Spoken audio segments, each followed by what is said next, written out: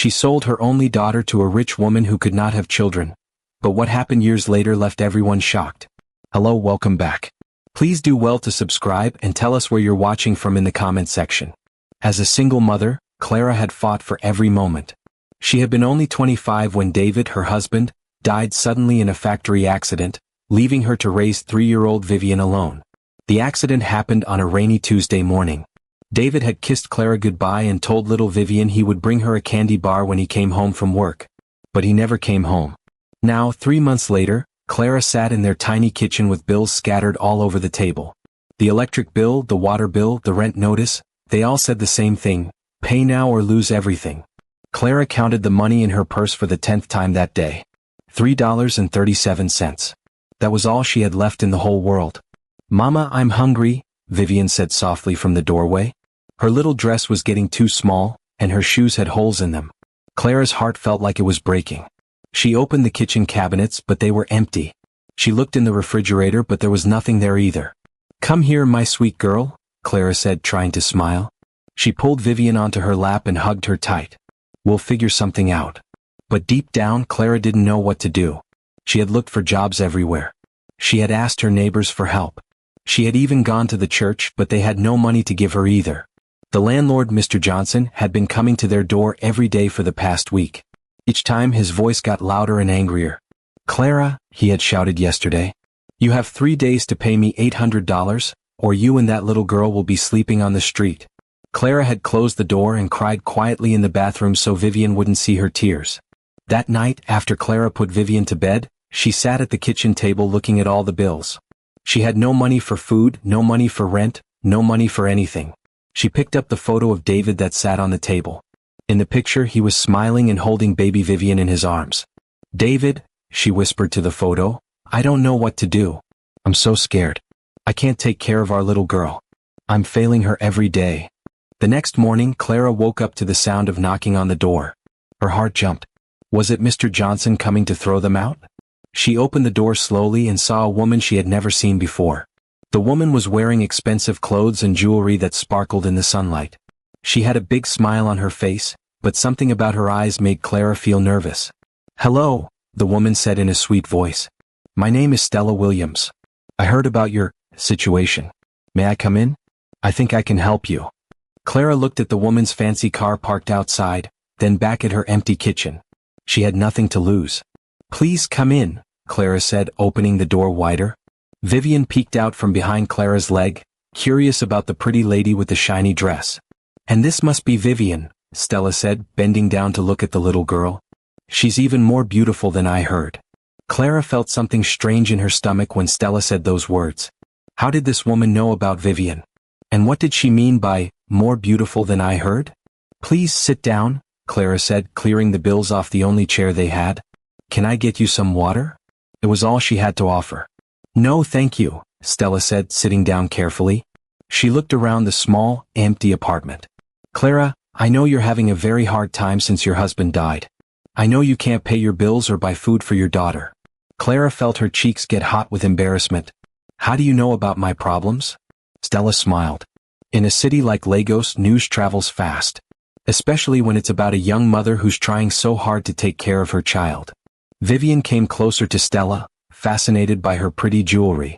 "Hello, little princess," Stella said to Vivian. "Do you like my necklace?" Vivian nodded, her eyes wide with wonder. She had never seen anything so shiny and beautiful. Stella reached into her purse and pulled out a small candy bar. "This is for you, sweetie." Vivian looked at her mother, asking permission with her eyes. Clara nodded, and Vivian took the candy with a big smile. "Thank you, pretty lady," Vivian said, unwrapping the candy quickly. She was so hungry that she ate it in 3 big bites. Stella watched Vivian eat and smiled. But Clara noticed that the smile didn't reach Stella's eyes. "Clara," Stella said, turning back to her, "I have something very important to discuss with you. Something that could change both of your lives forever." Clara's hands started shaking without her knowing why. "What do you mean?" Stella leaned forward and spoke quietly. "I am a very wealthy woman, but God has not blessed me with children. My husband and I have tried for 15 years, but we cannot have a baby." Clara nodded, not understanding where this was going. "I have been watching your daughter," Stella continued. "She is smart, beautiful, and well-behaved. She deserves so much more than this. Stella looked around the empty apartment. Clara felt angry. We may be poor, but Vivian is loved. That's what matters. Of course she is loved, Stella said quickly. But love doesn't put food on the table, does it? Love doesn't pay for school or clothes or medicine when she gets sick. Clara looked at Vivian, who was playing on the floor with an empty box because she had no real toys. What are you trying to say? Clara asked, though part of her already knew. Stella took a deep breath. I want to adopt Vivian. I want to give her everything she needs: food, clothes, education, a big house, and a bright future. And I want to pay you enough money so you can start a new life. The words hit Clara like a punch in the stomach. She felt dizzy and sick. No, she whispered. No, you can't have my daughter. Think about it, Clara, Stella said gently. Right now you can't even feed her. In 3 days you'll both be homeless. What kind of life is that for a little girl? Clara looked at Vivian again. The little girl was so thin and her clothes were so old. Clara couldn't remember the last time Vivian had laughed or played like other children. I can give her the best schools, Stella continued. She'll have her own room, her own toys, beautiful clothes. She'll never be hungry again. She'll have opportunities you could never give her. But she's my daughter, Clara said, tears filling her eyes. She's all I have left of David. I know this is hard, Stella said, reaching into her purse. She pulled out an envelope thick with money. This is $50,000. It's enough for you to pay all your bills, find a nice place to live, and start over. And Vivian will be happy and safe with me. Clara stared at the envelope. It was more money than she had ever seen in her whole life. With that much money she could solve all her problems. But the cost. I need time to think, Clara said weakly. Of course, Stella said, standing up. But remember, Mr. Johnson will be here tomorrow. And what will happen to Vivian when you're both living on the street? Stella walked to the door, then turned back. I'll come back tomorrow morning for your answer. And Clara, I really hope you'll make the right choice. For Vivian's sake. After Stella left, Clara sat on the floor and pulled Vivian close to her. Mama, who was that pretty lady? Vivian asked. Just someone who wanted to meet you, Clara said, her voice shaking. She was nice. She gave me candy, Vivian said happily. Clara held her daughter tighter and whispered, I love you so much, Vivian. More than anything in the whole world. I love you too, Mama, Vivian said, snuggling closer. That night, Clara didn't sleep at all. She sat by Vivian's bed, watching her daughter sleep peacefully, not knowing that tomorrow would change their lives forever. Clara woke up the next morning to loud banging on the door. Her heart was beating so fast she could hear it in her ears. Clara, open this door right now. It was Mr. Johnson's angry voice. Clara looked at the clock. It was only 7 in the morning. She quickly woke up Vivian and told her to stay quiet. When Clara opened the door, Mr. Johnson was standing there with 2 big men behind him. Time's up, Clara, he said with a mean smile. Where's my money? Clara's hands were shaking. Please, Mr. Johnson. Just give me one more day. I'm expecting some money today. Mr. Johnson laughed, but it wasn't a happy laugh. I've heard that story too many times. Boys start taking their stuff outside. No, please. Clara begged, falling to her knees. My daughter. She's just a little girl. Where will we go? That's not my problem, Mr. Johnson said coldly. You should have thought about that before. The 2 men started picking up Clara's few belongings, their old clothes, Vivian's broken toys, David's picture. Vivian started crying. Mama, what's happening? Why are the men taking our things? Clara hugged Vivian tight, trying to be strong for her daughter. But inside she was breaking apart. Just then they heard the sound of a car pulling up outside. It was Stella's big, shiny car. Stella got out wearing another expensive dress and walked up to the door like a queen. When she saw what was happening, she smiled. Good morning, Clara, she said sweetly. I see you're having some trouble.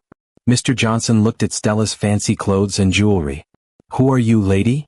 I'm a friend of Clara's, Stella said, pulling out her thick envelope of money. How much does she owe you?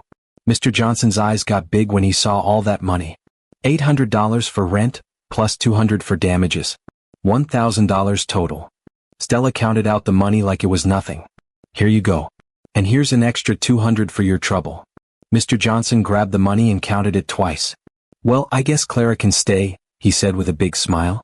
Sorry for the confusion, ladies. The 2 men put Clara's things back inside, and Mr. Johnson left quickly with his money. Clara stared at Stella in shock. Why did you do that? Because I care about you and Vivian, Stella said. But Clara, this is just putting a bandage on a broken bone. What happens next month when the rent is due again? What happens when Vivian gets sick and needs a doctor? Clara knew Stella was right. The problems would just come back again and again. Mama, the pretty lady saved us, Vivian said, running up to hug Stella's legs. Stella bent down and picked up Vivian. Hello, beautiful princess. Did you sleep well? Yes. And I dreamed about candy and toys and a big house, Vivian said happily. Stella looked at Clara meaningfully. Dreams can come true, you know. Clara felt sick to her stomach. She knew what Stella was doing. Vivian, go play in your room for a minute, Clara said. Mama needs to talk to the nice lady. After Vivian left, Stella sat down at the table. Clara, I paid your rent, but that money came from the envelope I offered you yesterday. Now there's only $49,000 left. Clara's heart sank. She hadn't even agreed to anything, but already she owed Stella money. I didn't ask you to pay my rent, Clara said weakly. I know, Stella said. I did it because I knew you needed help. But Clara, this is exactly what I was talking about. You can't solve these problems on your own. Clara looked toward Vivian's room, where she could hear her daughter singing a little song. If I did what you want, Clara said quietly, would I ever see her again? Stella's face became serious. Clara, if you really love Vivian, you'll let her go completely. It would be too confusing for a child to have two mothers. She needs to feel safe and settled in her new life. So I would lose her forever? Clara asked, tears starting to fall. You wouldn't lose her, Stella said gently. You would be giving her the best gift a mother can give, a chance at a wonderful life. Clara put her head in her hands and cried. I can't. She's my baby. She's all I have. Clara, look at me, Stella said firmly. Right now, what can you give her? Can you give her food every day? Can you send her to school? Can you buy her medicine when she's sick? Can you keep a roof over her head? Each question was like a knife in Clara's heart because she knew the answer to all of them was no. But I love her so much, Clara whispered. I know you do, Stella said. And because you love her, you want what's best for her, right? Clara nodded, still crying. My husband and I have been trying to have a child for 15 years, Stella continued. We have so much love to give and so much we can provide. Vivian would go to the best schools. She would have everything she needs. She would be happy. Clara heard Vivian laughing in the next room, but it sounded so far away. I need more time, Clara said. Of course, Stella said, standing up. But Clara, I want you to think about something. Tonight, when Vivian goes to bed hungry again, ask yourself, is keeping her with you really about what's best for her? Or is it about what makes you feel better? Those words hit Clara like a punch. Was she being selfish? Was she putting her own feelings before her daughter's needs? After Stella left, Clara sat alone in the kitchen. The $1,000 was gone to pay the rent, but all the other bills were still on the table. The electric company, the water company, the grocery store, they all still wanted their money. Clara opened the refrigerator. It was still empty. She checked the cabinets. Still empty. She looked in her purse. No money left. Mama, can we have lunch? Vivian asked, coming into the kitchen. Clara's heart broke all over again. We don't have food right now, baby. But maybe later. Vivian's face fell. I'm really hungry, Mama. My stomach hurts. Clara knelt down and hugged Vivian. I know, sweetheart. Mama's trying to figure something out.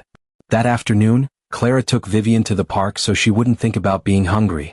They sat under a tree and watched other children play. Clara noticed how thin Vivian had gotten. Her clothes were hanging loose on her small body. Other children in the park had nice clothes, good shoes, and toys to play with. Their mothers brought them snacks and drinks. Clara had nothing to give her daughter except love. And for the first time, she wondered if love was enough. Mama, look at that little girl, Vivian said, pointing to a child about her age who was playing on the swings. The girl was wearing a pretty pink dress and new shoes. Her mother was pushing her on the swing and they were both laughing. She's pretty, Clara said sadly. I wish I had a dress like that, Vivian said quietly. And shoes without holes. Clara felt like someone had reached into her chest and squeezed her heart. Her daughter was only 3 years old, but already she knew they were different from other families. Already she knew they had less. That evening, Clara managed to find enough coins in their apartment to buy one small piece of bread. She gave it all to Vivian and watched her eat it slowly, trying to make it last. Aren't you going to eat, Mama? Vivian asked. I'm not hungry, Clara lied. Her stomach was growling, but seeing Vivian eat was more important.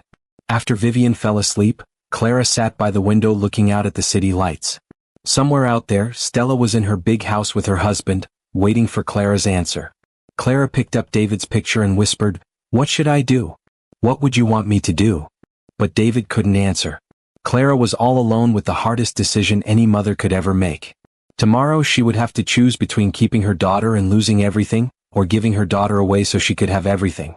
The next morning, Clara woke up to Vivian coughing. When she touched her daughter's forehead, it was burning hot with fever. "Mama, I don't feel good," Vivian said weakly. Her little voice was raspy and her eyes looked tired. Clara's heart started racing. Vivian was sick and Clara had no money for a doctor or medicine. She picked up Vivian and held her close, feeling how hot her small body was. "It's okay, baby. Mama will take care of you," Clara said, trying not to panic. Clara gave Vivian some water and tried to cool her down with a wet cloth. But as the hours passed, Vivian got worse. She was shivering even though she was hot, and she couldn't keep any food down. "Mama, my throat hurts," Vivian whispered, tears rolling down her cheeks. Clara knew she had to take Vivian to the hospital, but she had no money. She looked through every drawer, every pocket, every corner of their apartment. She found $2.15. That wasn't enough for anything. Clara wrapped Vivian in a blanket and carried her to the free clinic across town. They waited in a long line with other poor families who also couldn't afford to pay for healthcare. When it was finally their turn, the nurse looked at Vivian and shook her head. "This child is very sick," the nurse said. "She needs medicine right away and she needs to see a real doctor, not just the volunteer who works here. Please," Clara begged. "I'll pay you back somehow. My daughter is all I have." "I'm sorry," the nurse said sadly. "I wish I could help, but we don't have the medicine she needs here. You need to take her to the big hospital." Clara carried Vivian to the big hospital downtown. The building was huge and clean, with shiny floors and lots of doctors and nurses walking around quickly. At the front desk, a woman in a white coat asked, "Do you have insurance?" "No," Clara said quietly. "Can you pay for the visit today?" I only have $2, Clara admitted, feeling ashamed. The woman's face became cold. "I'm sorry, but we can't see patients who can't pay. There's a charity clinic about 10 miles from here. You can try there." "But my daughter is very sick," Clara said, her voice breaking. "Please just look at her." "I'm sorry." "That's our policy," the woman said, already looking at the next person in line. Clara stood there holding Vivian, feeling completely helpless. Around her, she saw other families who could afford to pay. Their children were getting help while her daughter suffered. Clara carried Vivian outside and sat on the hospital steps, not knowing what to do. Vivian was getting sicker and Clara couldn't help her.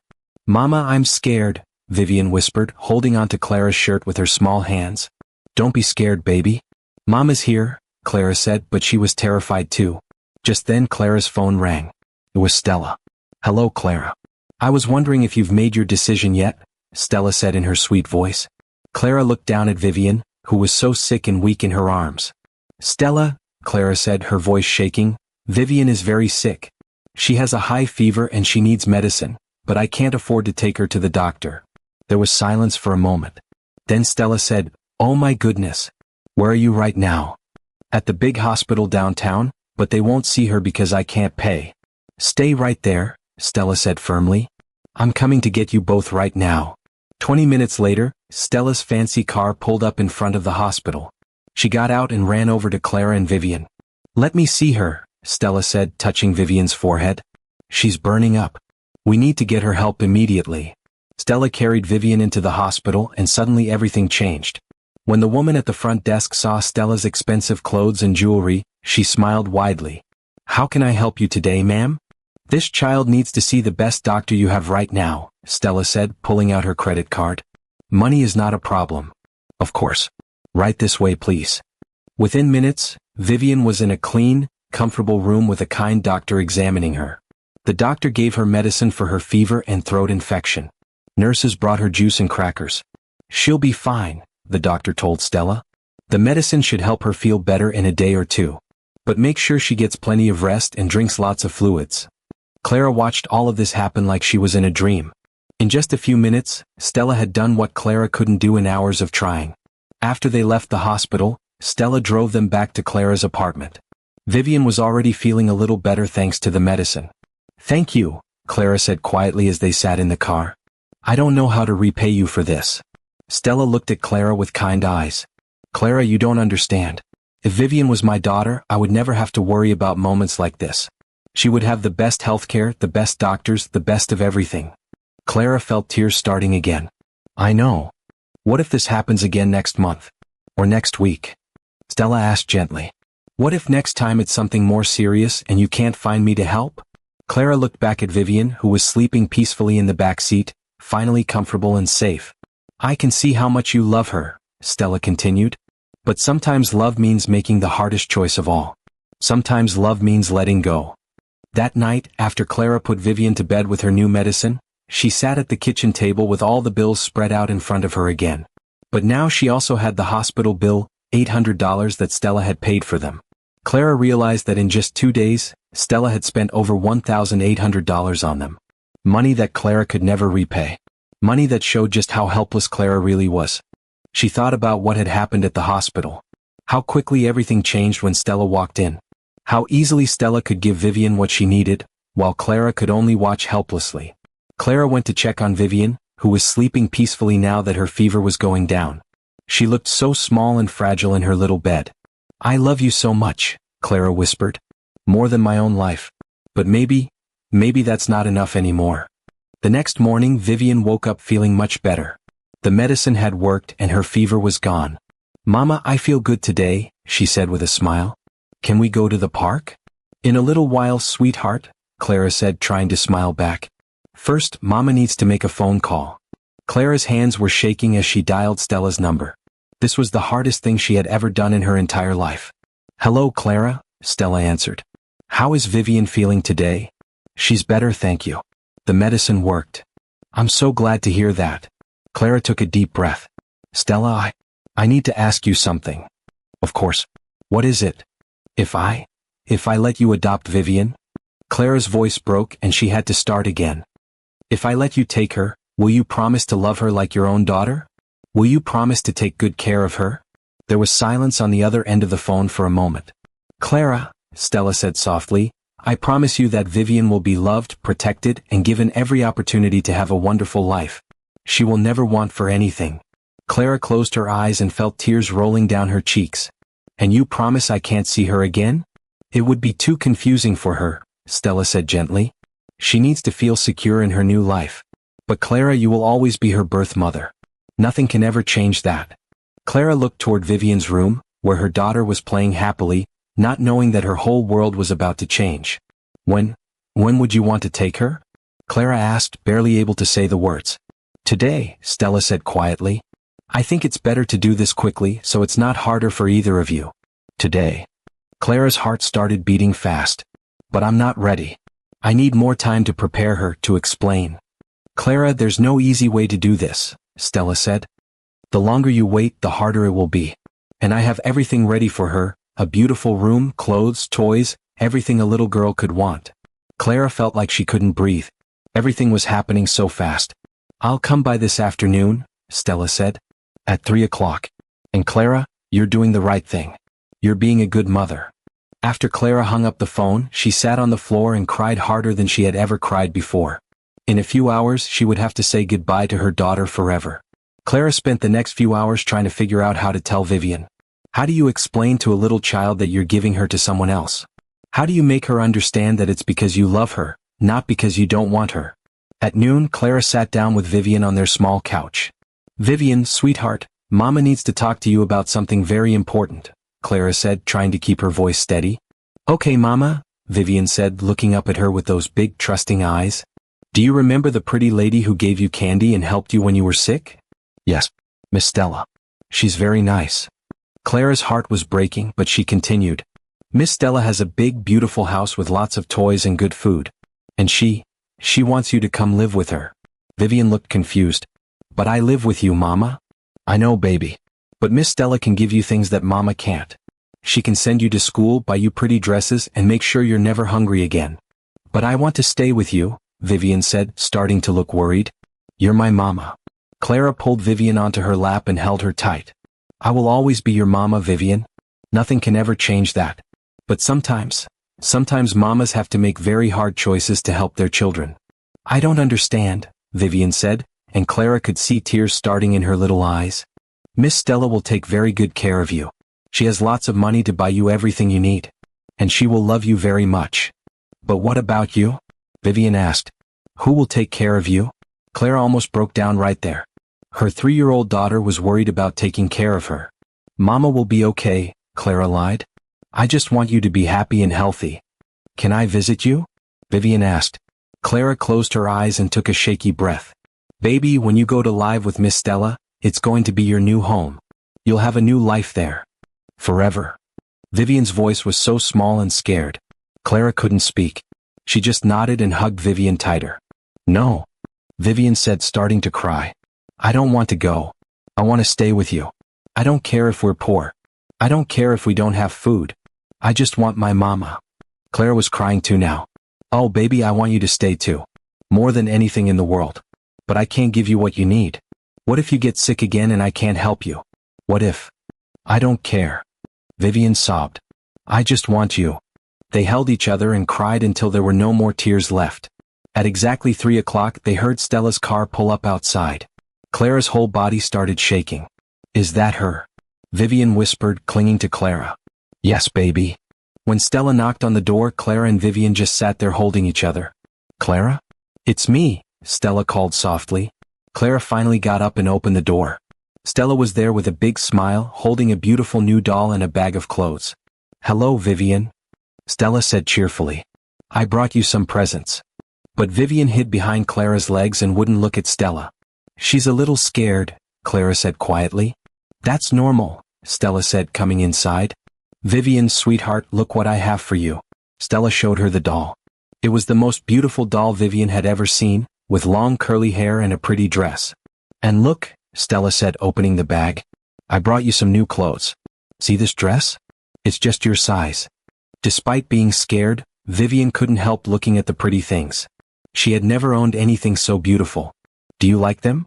Stella asked gently. Vivian nodded a little, but she still held on to Clara. Clara, have you packed her things? Stella asked. Clara looked around their tiny apartment.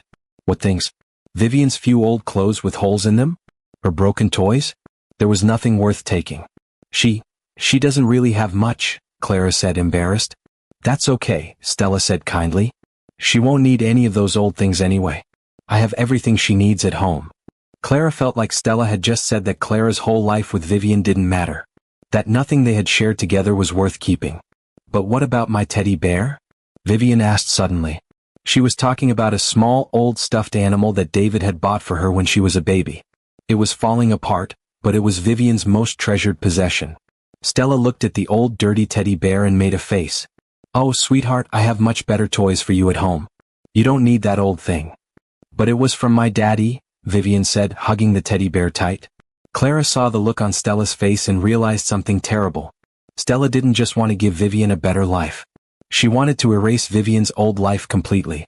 She can keep the teddy bear, Clara said firmly. It's important to her. Stella smiled, but her eyes were cold. Of course, if it makes the transition easier. Are you ready, Vivian? Stella asked, reaching out her hand. Vivian looked up at Clara with panic in her eyes. Mama, I changed my mind. I don't want to go. Please don't make me go. Clara knelt down and took Vivian's little hands in hers. Baby, I need you to be very brave for Mama, okay? You're going to have a wonderful life with Miss Stella. You'll go to school, make friends, have toys and pretty clothes. But I'll miss you so much, Vivian cried. I'll miss you too, Clara whispered. Every single day. But I want you to remember that Mama loves you more than all the stars in the sky. Can you remember that? I love you more than all the stars in the sky too, Mama. Clara kissed Vivian's forehead and stood up quickly before she lost her courage. Take good care of her, Clara said to Stella, her voice breaking. She's the most precious thing in the world.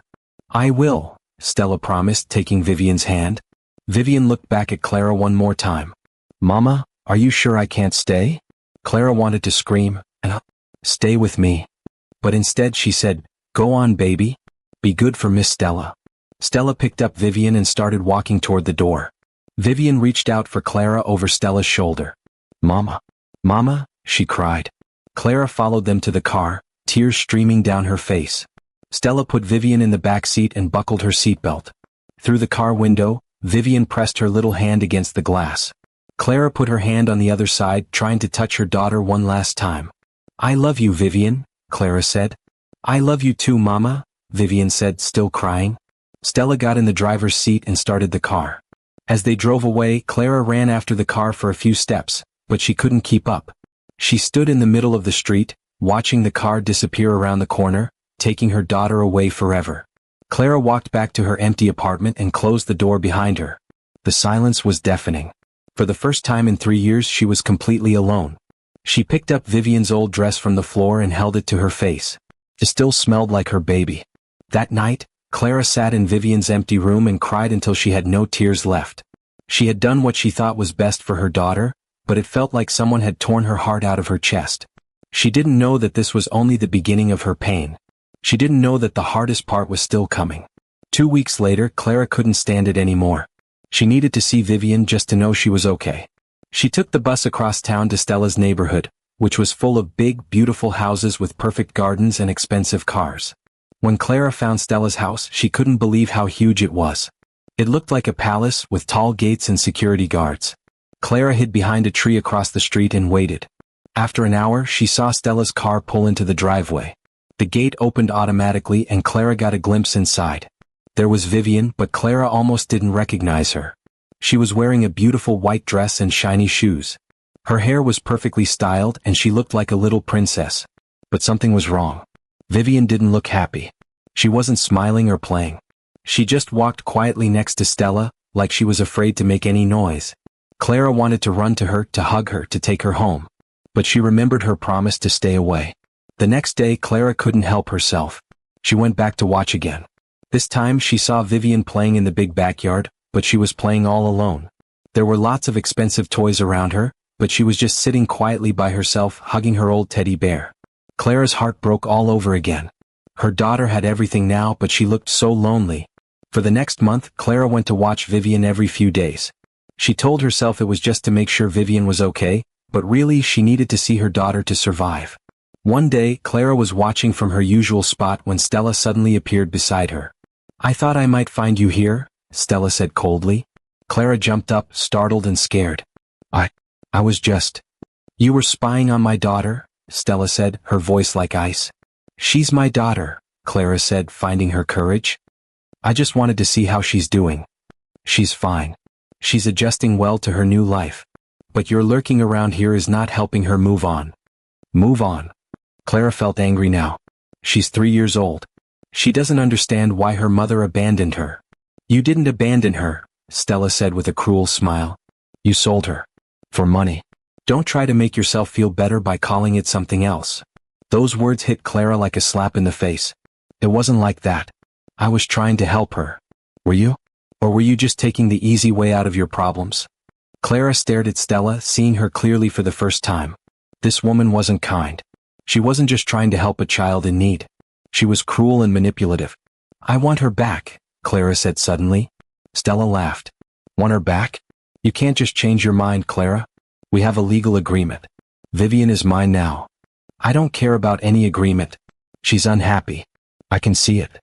She's adjusting. All children need time to get used to change. It's been 6 weeks. Clara said, her voice rising. She should be happy by now if this was really best for her. Lower your voice, Stella said sharply. You're making a scene. I don't care. I want my daughter back. Stella's face became very serious. Clara, let me explain something to you. You signed papers giving up all rights to that child. You took my money. If you try to cause trouble for me, I will have you arrested for harassment and stalking. Clara felt scared, but she didn't back down. You can't keep me from seeing my own daughter. Actually, I can, Stella said with a cold smile. I have connections in this city that you could never imagine. With one phone call, I could have you put in jail for years. And then who would help your precious Vivian? Clara realized that she had made a terrible mistake. She hadn't just given her daughter to a rich family. She had given her to a woman who would do anything to keep what she wanted. Stay away from my house, Clara, Stella warned. Stay away from my daughter. If I see you here again, you'll regret it. Stella walked back to her big house, leaving Clara standing on the street, feeling more helpless than ever before. Clara went home to her empty apartment and realized the horrible truth. She had lost her daughter forever, and there was nothing she could do about it. Clara couldn't stay away.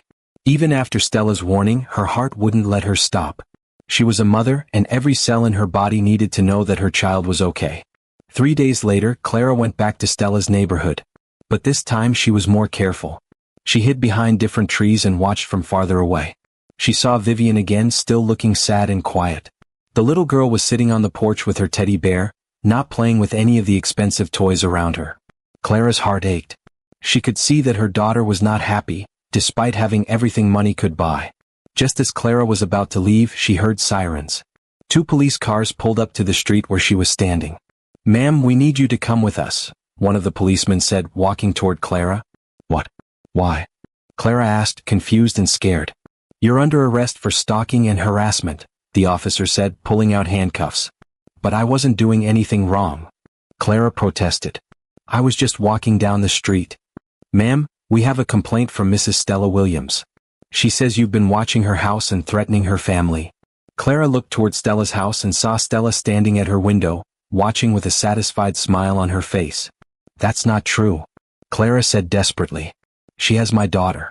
I gave her my daughter, but now I want her back." The policeman looked at Clara like she was crazy. "Ma'am, you need to calm down. You're not making sense." "Please, you have to listen to me," Clara begged as they put the handcuffs on her. "That woman took my daughter. I made a mistake and now she won't let me see her." "Ma'am, according to our records, you legally gave up your parental rights. The child belongs to Mrs. Williams now." As the police car drove away, Clara looked back and saw Vivian had come to the window. The little girl was pressing her face against the glass, watching her mama being taken away. Clara was put in a small, cold jail cell. She didn't understand what was happening. How could watching your own child be against the law? The next day, a lawyer came to see Clara. But it wasn't a lawyer to help her. It was Stella's lawyer. "Mrs. Clara," the man said in a businesslike voice, "my client, Mrs. Williams, is willing to drop the charges against you under one condition." "What condition?" Clara asked hopefully. "You must sign this document promising never to contact her or the child again. You must also agree to leave the city within 24 hours. Clara stared at the paper. "Leave the city? But this is my home. This is where my husband is buried. This is where my daughter is." "That child is no longer your concern," the lawyer said coldly. "You made your choice when you took Mrs. Williams' money. I changed my mind. I want her back." The lawyer shook his head. "It doesn't work that way. You sign legal documents. The adoption is final." "But she's not happy," Clara cried. "Anyone can see that she's not happy." "That's not for you to decide anymore," the lawyer said. "Sign the paper, or Mrs. Williams will make sure you spend the next 20 years in prison." 20 years? For what? "Stalking, harassment, making threats, trespassing. Mrs. Williams has many powerful friends in the legal system. She can make your life very difficult." Clara felt trapped. If she signed the paper, she would never see Vivian again. But if she didn't sign it, she might spend 20 years in jail and still never see Vivian again. "I need time to think," Clara said. "You have 1 hour," the lawyer said, standing up to leave. Clara sat alone in her cell, thinking about her choices. Both options meant losing Vivian forever. But at least if she signed the paper, she would be free. When the lawyer came back, Clara was ready with her answer. "I won't sign it," she said firmly. The lawyer raised his eyebrows. "Are you sure? Mrs. Williams can be very persistent when she wants something." "I'm sure. I won't promise to stay away from my own daughter." "Very well," the lawyer said, packing up his papers. "Don't say we didn't warn you." 2 weeks later, Clara stood in a courtroom. Stella was there with her expensive lawyer. Clara had no lawyer because she couldn't afford one. "Your Honor," Stella's lawyer said, "my client has been terrorized by this woman. Mrs. Clara refuses to accept that she legally gave up her parental rights." The judge looked at Clara sternly. "Mrs. Clara, according to these documents, you willingly signed away your parental rights in exchange for money. Now you're harassing the family who legally adopted your child." Clara felt the world spinning around her. When the judge put it like that, it sounded terrible. "Given your refusal to respect the legal adoption," the judge said, banging his gavel, "I sentence you to 20 years in prison." 20 years. Clara gasped. But it was too late. Stella had used her money and power to destroy Clara's life, just because Clara had dared to want her own daughter back. 20 years later, Clara walked out of the prison gates. She was now 45 years old, with gray streaks in her hair and sadness in her eyes. The city had changed completely. New buildings, new roads, everything was different. Clara went to where her old apartment used to be, but it had been torn down. There was a fancy shopping mall there now. She had nowhere to go and no one to turn to. She had lost 20 years of her life because she had loved her daughter too much. For weeks, Clara looked for work everywhere. But nobody wanted to hire someone who had been in prison for 20 years. "Sorry, we can't hire you," managers would say after looking at her application. "We need someone with recent work experience." Clara tried restaurants, shops, offices, factories. The answer was always the same: no. She was running out of the little money the prison had given her when she was released. Soon she would be homeless again, just like 20 years ago. One day, Clara saw a sign outside a tall, shiny office building. "Cleaners wanted, apply inside." Clara looked up at the huge building. It was the most impressive building she had ever seen, with glass walls that reached up to the clouds. The sign said, Williams Corporation. Clara didn't know that this was the same company that Stella's family owned. She just needed a job. Inside, the lobby was beautiful with marble floors and fancy decorations. Clara felt out of place in her old, cheap clothes. "Excuse me," Clara said to the receptionist, "I saw the sign about cleaning jobs?" The receptionist looked at Clara from head to toe, clearly judging her appearance. "Human Resources is on the 15th floor." On the 15th floor, Clara met Mrs. Johnson, the woman in charge of hiring cleaners. "Have you worked as a cleaner before?" Mrs. Johnson asked. "Yes, ma'am." In the place I was staying for the past 20 years, Clara said carefully, not wanting to mention prison. "Do you have references?" Clara shook her head sadly. "No, ma'am. But I'm a hard worker. I'll do whatever you need me to do." Mrs. Johnson studied Clara's face. She could see desperation there, but also honesty and determination. "The job pays very little," Mrs. Johnson said. "You'll work nights, cleaning offices after everyone goes home.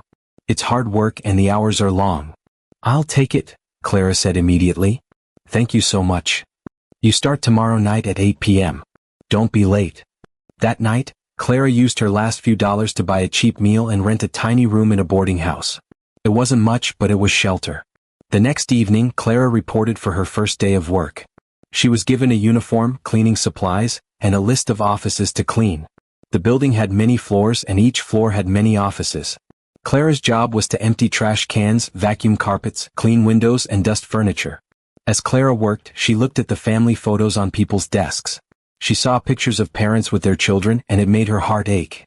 Somewhere in this city, her own daughter was living her life, probably not even remembering the mama who had given her away. Clara worked hard every night, staying late to make sure every office was perfectly clean. She didn't talk much to the other cleaners. She just did her job and went home to her small room. Weeks passed, then months. Clara began to feel a little more stable. She had work, she had a place to sleep, and she had enough money for simple food. It wasn't much, but it was better than being homeless. Evening, Clara was cleaning the offices on the executive level when she heard the elevator doors open. It was unusual because most people had gone home already. Clara looked up from her cleaning and saw a young woman walking toward the biggest office. The woman was beautiful, with long curly hair and kind eyes. She was wearing an expensive business suit and carrying a briefcase. "Oh, hello," the young woman said when she saw Clara. "I'm sorry, I didn't know anyone was still here." "I'm just the cleaner, ma'am," Clara said quietly, looking down at the floor. "I can come back later if you need to work." No, please continue," the woman said with a warm smile. "I'm Vivian Williams. I'm the CO here." Clara nodded politely. "I'm Clara, ma'am. I'll try to stay out of your way." But as Clara continued cleaning, she couldn't help stealing glances at this young woman named Vivian. There was something about her that made Clara feel comfortable, warm even. Vivian worked at her desk for about an hour while Clara cleaned around her. Every now and then, Vivian would look up and smile at Clara. "You're very thorough," Vivian said as Clara carefully dusted every surface. "Thank you for taking such good care of our offices." "It's my job, ma'am," Clara replied, but she felt a strange flutter in her heart when Vivian thanked her. From that night on, Clara and Vivian began to cross paths regularly. Vivian often stayed late at the office, and Clara always worked the night shift. At first they just said polite hellos to each other. But slowly they began to talk a little more. "How long have you been working here, Clara?" Vivian asked one evening. "About 3 months now, ma'am." "Please just call me Vivian," the young woman said. "And thank you again for the excellent work you do. I notice how clean and organized everything is." Clara felt proud when Vivian complimented her work. It had been so long since anyone had said anything kind to her. One night, Clara was cleaning Vivian's office when she noticed that Vivian looked very tired and sad. "Are you okay, miss?" Clara asked gently, forgetting to be formal. Vivian looked up, surprised that the cleaner had noticed her mood. "Oh, I'm fine. Just a long day." But Clara could see that Vivian wasn't fine. Something was bothering her. "Sometimes a cup of tea helps when I'm feeling down," Clara said softly. "I could make you one if you'd like." Vivian's eyes filled with unexpected tears at this simple act of kindness. "That's very sweet of you, Clara. I would like that very much." Clara went to the small kitchen area and made Vivian a cup of hot tea. When she brought it back, Vivian took a sip and smiled. "This is perfect. Thank you so much." "You're welcome, miss. We all need someone to care about us sometimes." From that moment, something changed between them. They both felt a connection they couldn't explain. Over the following weeks, their conversations became longer and more personal. "Clara, do you have children?" Vivian asked one evening. Clara's heart clenched with pain, but she answered honestly. "I had a daughter once, but I lost her many years ago." "I'm so sorry," Vivian said, and Clara could hear real sadness in her voice. "What happened to her?" I made a mistake when she was very young," Clara said, tears starting to form in her eyes. "I thought I was doing what was best for her, but I lost her forever." Vivian reached out and gently touched Clara's hand. "That must be so painful for you." Clara was shocked by the gesture. No one had shown her such kindness in 20 years. As the months passed, Clara and Vivian developed a beautiful friendship. Neither of them understood why they felt so drawn to each other, but they both looked forward to their evening conversations. Clara began to stay a little later each night, not because she had more cleaning to do, but because she enjoyed talking with Vivian. And Vivian began to work later each evening, not because she had more work to do, but because she enjoyed talking with Clara. "You know, Clara," Vivian said one night, "talking with you is the best part of my day. You have such wisdom and kindness." "And you have such a good heart, miss," Clara replied. "Any mother would be proud to have a daughter like you." Neither of them realized they were describing the exact relationship they had lost 20 years ago. Clara noticed that Vivian never talked about her mother with love or warmth. She spoke about her with respect, but Clara could tell there was no real affection there. "My mother is a very successful businesswoman," Vivian would say. "She gave me every opportunity to succeed." But when Vivian said this, she didn't sound happy. She sounded like she was reciting something she had been taught to say. One evening, Clara brought Vivian a small potted plant for her office. "I thought this might brighten up your desk," Clara said shyly. Vivian's eyes filled with tears. "No one has ever given me a gift just to make me happy," she said. "Thank you so much, Clara. I will treasure it." Clara was shocked. How could someone so successful and wealthy have never received a gift given out of pure love? "Everyone deserves to feel special sometimes," Clara said gently. That night, after Clara went home, Vivian sat at her desk looking at the small plant and feeling something she had never felt before. She felt truly loved by someone who wanted nothing from her in return. And Clara walked home feeling something she hadn't felt in 20 years. She felt like a mother again. Neither of them knew that they were slowly healing each other's broken hearts. Neither of them knew that they were rebuilding the bond that had been stolen from them so long ago. Neither of them knew that they were slowly healing each other's broken hearts. Neither of them knew that they were rebuilding the bond that had been stolen from them so long ago. But someone was watching this beautiful friendship develop. Someone who would do anything to destroy it. 3 months into Clara's job, Stella Williams decided to visit the company. She rarely came to the office anymore, preferring to manage things from her mansion, but today she wanted to check on how Vivian was running the business. Stella walked into the building like she owned it, which she did. Her expensive heels clicked loudly on the marble floor as she made her way to the elevator. "Good afternoon, Mrs. Williams," the receptionist said nervously. Everyone was always nervous when Stella visited. "Is Vivian in her office?" Stella asked without returning the greeting. "Yes, ma'am. She's in a meeting, but it should be ending soon." Stella rode the elevator to the top floor, planning to surprise Vivian. As the doors opened, she stepped out and walked toward Vivian's office. But what she saw made her stop dead in her tracks. Through the glass walls of Vivian's office, Stella could see Vivian sitting at her desk, laughing and talking with someone. That someone was a cleaning lady in a simple uniform holding a coffee cup. Stella moved closer to get a better look at the cleaning lady's face. When she saw who it was, her blood turned to ice. It was Clara. The woman Stella had sent to prison 20 years ago. The woman who was supposed to be out of their lives forever. Clara was sitting in Stella's daughter's office, talking and laughing like they were old friends. Stella's hands started shaking with rage and fear. How was Clara here? How had she gotten so close to Vivian? And most importantly, did Vivian know who Clara really was? Stella watched for a few more minutes, trying to understand what she was seeing. Clara and Vivian looked so comfortable together, so natural. They were talking and smiling like a mother and daughter. No, Stella whispered to herself. This cannot be happening. Stella quietly backed away from the office and went to the elevator. She needed time to think. She couldn't let Clara ruin everything she had built. For 20 years, Stella had been Vivian's only mother. She had made sure Vivian never remembered her birth mother, never asked questions about her past. She had created a perfect life for Vivian, and now Clara was threatening to destroy it all. That evening, Stella called Vivian. "Hello, Mother," Vivian answered. She always sounded formal when she talked to Stella, never warm or loving. "Vivian, I visited the office today. I noticed you've been friendly with some of the cleaning staff." "Oh, you mean Clara?" "Yes, she's wonderful. Very kind and hardworking." Stella's heart started beating faster. "Clara? What's her last name?" "I'm not sure. I just know her as Clara." "Why do you ask?" "No reason. I just think it's important for a CEO to maintain proper boundaries with the help." "Mother, Clara isn't just the help. She's a good person who's been through difficult times. She deserves respect." Stella was shocked by how defensive Vivian sounded. "I'm just concerned about your reputation, dear. People might think it's strange for you to be so friendly with a cleaning lady." "I don't care what people think," Vivian said firmly. "Clara is my friend and I'm not going to change that." After they hung up, Stella sat in her mansion thinking about what to do. Clara was clearly building a relationship with Vivian, and Vivian was protecting her. This was dangerous. The next day, Stella returned to the office during working hours. She marched straight to Vivian's office without knocking. "Mother, what are you doing here again?" Vivian asked, looking up from her computer. "We need to talk," Stella said, closing the door behind her. "About this cleaning lady you've become so attached to." "What about Clara?" "I think you should fire her."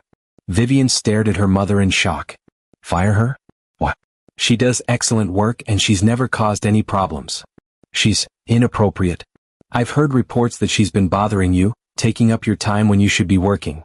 "That's not true," Vivian said, standing up from her desk. "Clara has never bothered me. Our conversations happen during my breaks and they're always brief. Still, I think it would be better if she worked somewhere else." "No," Vivian said firmly. "I won't fire Clara just because you don't like her talking to me." Stella was getting desperate. "Vivian, this woman could be dangerous. You don't know anything about her background." "Dangerous?" Vivian laughed. "Clara is one of the gentlest people I've ever met. She wouldn't hurt anyone." "How can you be so sure? What do you really know about her?" Vivian thought for a moment. "I know she's kind. I know she's been through hard times. I know she lost her daughter many years ago, and it still breaks her heart. And I know she makes me feel safe." Stella's worst fears were coming true. Clara and Vivian were bonding over their shared sense of loss. Clara was filling the emotional gap that Stella had never been able to fill. "Vivian, I'm ordering you to fire her."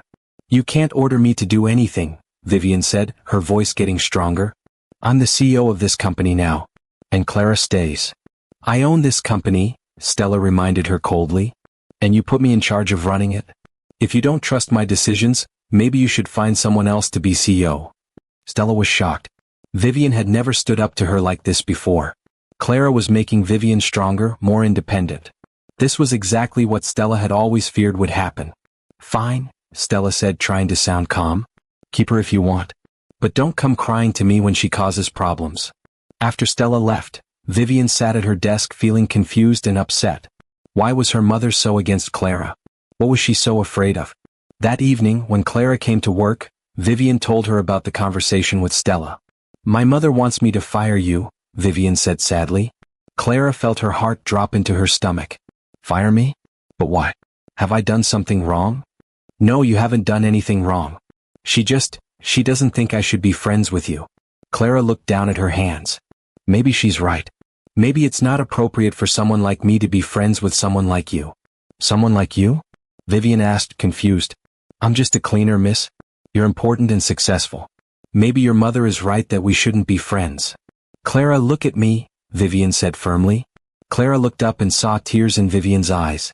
"You are one of the most important people in my life," Vivian continued. I don't care what my mother thinks. I don't care what anyone thinks. You make me feel happy in a way I've never felt before. Clara felt tears starting in her own eyes. You make me feel happy too, miss. You make me feel whole. Then we'll keep being friends no matter what my mother says. But Stella wasn't done fighting. She couldn't fire Clara directly without making Vivian suspicious, so she decided to handle this problem another way. 2 days later, Stella waited in the parking garage until she saw Clara leaving work. Then she approached her. Clara, Stella called out. Clara turned around and saw Stella walking toward her. Even after 20 years, Clara recognized that cold, beautiful face immediately. Stella, Clara whispered, her voice filled with shock and fear. So you do remember me, Stella said with a cruel smile. I was wondering if prison had damaged your memory. Clara's whole body started shaking. What do you want? I want you to stay away from my daughter. I don't know what you're talking about, Clara said, trying to play innocent. Don't lie to me, Clara. I know you've been getting close to Vivian. I know you've been filling her head with your sad stories. I'm just doing my job, Clara said weakly. Your job is to clean offices, not to become friends with the CEO, Stella said, stepping closer. I want you to quit this job and leave the city. Tonight. I can't do that, Clara said. This is the only job I have. I need this work to survive. Then let me make this very clear for you, Stella said, her voice becoming dangerous. Leave now or I'll have you arrested again. Just like I did 20 years ago when you tried to steal my daughter. Clara gasped. Stella was threatening her again just like before. But what neither of them knew was that Vivian had forgotten her keys and had come back to the office to get them. She was walking through the parking garage when she heard voices. She recognized one voice as her mother's, and she was curious about who Stella was talking to so late at night. Vivian moved closer, hiding behind a car so she could listen without being seen. You sent me to prison for 20 years, Clara said, her voice breaking. I lost everything because I loved my daughter too much. And you'll lose everything again if you don't stay away from Vivian, Stella threatened. Vivian felt confused. Why was her mother threatening this cleaning lady? And what did Clara mean about losing her daughter? She doesn't even know who I am, Clara said, tears streaming down her face. I'm not trying to hurt her. I just want to be near her. She's all I have left. She's not yours anymore, Stella said coldly. She hasn't been yours since you sold her to me for money. Vivian's world suddenly stopped spinning. Sold her? What did that mean? Who had sold her? Vivian's legs felt weak, but she forced herself to keep listening. I never sold her, Clara said, sobbing now. I thought I was giving her a better life. I thought you would love her and take care of her. I was wrong about everything. You were wrong to think you could ever get her back, Stella said. Vivian is my daughter now. She calls me mother. She doesn't even remember you. But she should know the truth, Clara said. She should know that her real mother never stopped loving her, never stopped thinking about her. Her real mother? Stella laughed cruelly. Her real mother is the one who raised her, educated her, and made her successful. You're nothing but a woman who abandoned her child for money. Vivian couldn't breathe.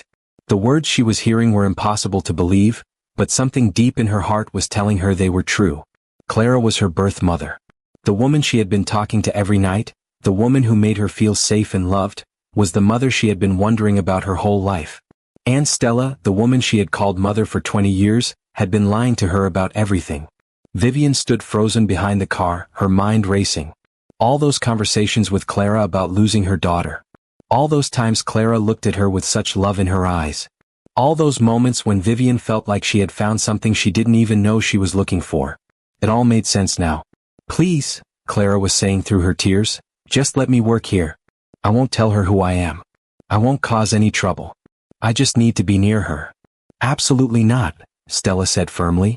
You will leave tonight or I will make sure you go back to prison for the rest of your life. You can't keep doing this to me, Clara said, finding some courage. You can't keep destroying my life just because you're afraid. Afraid? Stella laughed. I'm not afraid of you, Clara. You're nothing. You're nobody. You're just a woman who sold her child and now wants to feel better about herself. I gave her to you because I thought you would love her. Clara shouted. But you didn't love her. You just wanted to own her. Vivian's heart was breaking as she listened. Her whole life had been a lie. I gave Vivian everything, Stella said coldly. Education, opportunities, success. What could you have given her? Poverty? Hunger? A life of struggle? I could have given her love, Clara said quietly. Real love. The kind of love that doesn't come with conditions. Those words hit Vivian like a punch in the chest. She realized that Clara was right. Stella had never loved her unconditionally. Every good thing Stella had done came with expectations, with demands for gratitude and obedience. Vivian couldn't hide anymore. She stepped out from behind the car and walked toward the two women. Is it true? Vivian asked, her voice shaking. Both women turned around in shock when they heard her voice. Vivian, Stella said, her face going pale. What are you doing here? Clara looked at Vivian with terror in her eyes. She knew everything was about to come crashing down. I asked you a question, Vivian said, looking back and forth between the two women. Is it true? Are you my birth mother? She was looking directly at Clara now. Clara opened her mouth, but no words came out. She had dreamed of this moment for 20 years, but now that it was happening, she was too scared to speak. Don't listen to her, Vivian, Stella said quickly. This woman is disturbed. She's been in prison. She's trying to confuse you. Answer me. Vivian said louder, still looking at Clara. Are you my mother? Clara looked into Vivian's eyes, those same eyes she had looked into when Vivian was 3 years old, the day she had given her away. Yes, Clara whispered. I am your mother. The words hung in the air like thunder. Vivian felt her legs go weak. Even though she had heard the conversation, hearing Clara say it directly made it real in a way that was almost unbearable. You're lying, Stella said desperately. Vivian, don't listen to her. She's just a crazy woman who dash. Stop talking, Vivian said to Stella, her voice like ice. She had never spoken to her adoptive mother like that before. Vivian looked back at Clara. You gave me away when I was 3 years old? Clara nodded, tears streaming down her face. Yes. It was the biggest mistake of my life. Why? Vivian asked, and Clara could hear the pain in her voice. Because I was poor and desperate, Clara said, her voice breaking. Your father had died and I couldn't feed you or keep a roof over your head. Stella promised to give you everything I couldn't. So you sold me, Vivian said, and the words were like knives. I thought I was saving you, Clara cried. I thought I was giving you a better life. And you, Vivian turned to Stella, you told me my birth mother was dead. Stella's face showed panic now. I was protecting you from the pain of knowing she abandoned you. She didn't abandon me, Vivian said slowly, the pieces coming together in her mind. You took me from her. And then you sent her to prison when she tried to get me back. I had to protect our family, Stella said desperately. She was trying to destroy everything we built together. Everything we built? Vivian's voice was getting louder now. You mean everything you built? You never asked me what I wanted. You never let me choose. Clara watched this exchange with a mixture of hope and fear. Vivian was angry at both of them and Clara couldn't blame her. Vivian, Clara said softly, I know you must hate me dash. Don't, Vivian said, holding up her hand. Don't tell me how I feel. Vivian looked back and forth between the two women who had shaped her life. One had given birth to her and then given her away. The other had raised her but had lied to her for 20 years. All these months, Vivian said to Clara, you knew who I was? Clara shook her head. No, I had no idea. I didn't recognize you. You were so little when I last saw you. And I never knew your last name had become Williams. But you felt something, Vivian said. It wasn't a question. Clara nodded. Yes. From the first night I met you, I felt something. Like my heart knew you even though my mind didn't. Vivian remembered feeling the same thing. That unexplained warmth, that sense of safety she felt with Clara. And you, Vivian turned to Stella, you recognized her immediately. Yes, Stella admitted. I've been trying to protect you from her. Protect me? Vivian's voice was full of disbelief. You sent my birth mother to prison for 20 years. You kept us apart. You lied to me about everything. I gave you the best life possible. Stella said desperately. Look at what you've become. You're successful, educated, powerful. Would you have had any of that with her? Vivian looked at Clara, who was standing quietly with tears in her eyes. Clara looked tired, worn down by years of pain. Her clothes were old and simple. Her hands were rough from hard work. Then Vivian looked at Stella with her expensive clothes and jewelry, her perfect makeup and styled hair. Maybe not, Vivian said quietly. Maybe I wouldn't have been rich or successful. But maybe I would have been happy. Those words hit Stella like a slap. You're happy. I made sure you had everything. Everything except a mother who loved me for who I am, not for what I could achieve, Vivian said. Everything except the truth about where I came from. Stella realized she was losing Vivian and panic took over. Vivian, please. I'm your real mother. I'm the one who raised you, who took care of you when you were sick, who paid for your education. You did all those things, Vivian agreed. But you did them to create the daughter you wanted, not to love the daughter you had. Clara couldn't stay quiet anymore. Vivian, I need you to know something. Not a day went by in those 20 years that I didn't think about you. Not a single day. I wondered if you were happy, if you were healthy, if you ever thought about me. I did think about you, Vivian said, looking at Clara with tears in her eyes. I used to dream about you. I used to wonder if you loved me or if you just didn't want me. I loved you more than my own life, Clara said, her voice full of pain. Giving you away was like tearing my heart out of my chest. But I thought you would be better without me. Vivian felt something breaking and healing in her chest at the same time. All her life she had felt like something was missing. Now she knew what it was. It was the unconditional love of her real mother. Vivian's tears spilled over as she stepped closer to Clara. For a long, trembling moment, she simply stared into the woman's eyes, the same eyes that had looked at her with a strange, unexplainable warmth for months. Then, with a voice barely above a whisper, she said, "Mama." Clara broke. Her knees buckled, but Vivian caught her, holding her tightly as sobs racked her frail body. "I'm so sorry," Clara wept. "I never stopped loving you. Please, forgive me." Vivian held her even tighter. "There's nothing to forgive. You're my mother. You always have been." Stella's face twisted with panic. "Vivian, you can't mean that. After everything I've done for you?" Vivian turned to her, her eyes no longer soft but sharp with truth. "You gave me comfort, Stella. But you also stole my life. You lied to me, punished the woman who gave me life and called it love. That's not love. That's possession." Stella opened her mouth to argue, but the words died in her throat. The authority she once commanded crumbled under the weight of Vivian's rejection. "Leave," Vivian said firmly. "You've taken enough from both of us. You don't get to control me anymore." For the first time Stella looked small, defeated. With nothing left to say, she turned and walked away, her heels echoing through the garage until her shadow disappeared into the darkness. Vivian turned back to Clara, brushing the tears from her mother's cheeks. "Come with me. No more pain. No more hiding. You're coming home." And for the first time in 20 years, Clara allowed herself to smile through her tears. She leaned into her daughter's embrace, her heart finally whole again. Together they walked out of the garage side by side, no longer a broken woman and a lost daughter, but a family restored. I hope you enjoyed watching it as much as I enjoyed creating it. Like, share, and comment on the lessons you've learned. Let me know where you're watching from in the comment below. See you in my next video.